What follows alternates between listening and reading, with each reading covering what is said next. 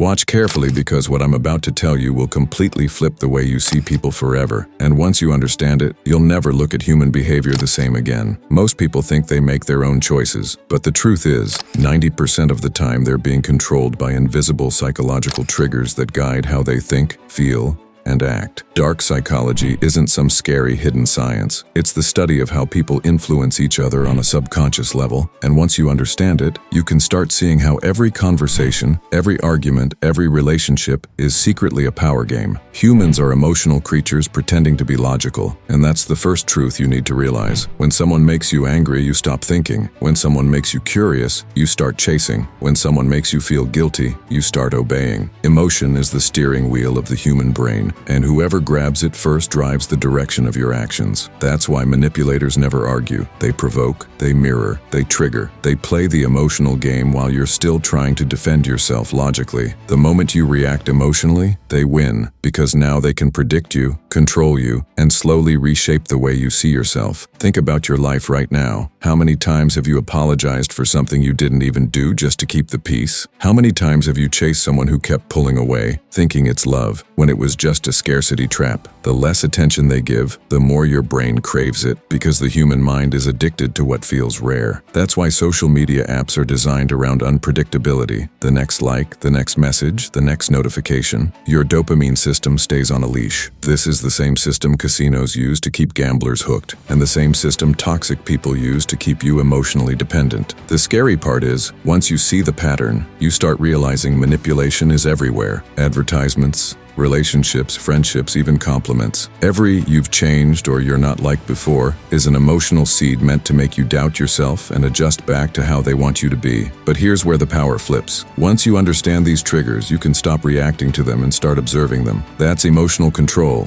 and it's the ultimate weapon in dark psychology. When someone tries to make you angry and you stay calm, you break their power. When someone tries to guilt trip you and you just smile, they panic. Because manipulators feed on your reaction, not your resistance. The calmer you stay, the weaker they become. Remember this: silence isn't weakness. Silence is strategy. The person who speaks less holds more power because they force others to reveal themselves first. Mystery creates gravity. People chase what they don't fully understand, which is why the most powerful individuals are always the ones who can't be read easily. You want to outsmart 90% of people? Stop being predictable. Stop explaining every emotion. Stop announcing your plans. The less people know about your fears, your goals, and your weaknesses, the less they can control you. And here's a reality check. Your emotions are not your enemies. They're signals. Anger shows manipulation. Guilt shows control. Anxiety shows conditioning. Start using them as indicators instead of triggers. Every time someone makes you feel a strong emotion, ask yourself, why now? What are they trying to get from me? That single question will make you mentally untouchable. Now, let's get deeper. There's a reason some people always seem in control, while others always feel drained. The ones in control don't play defense. They play observation.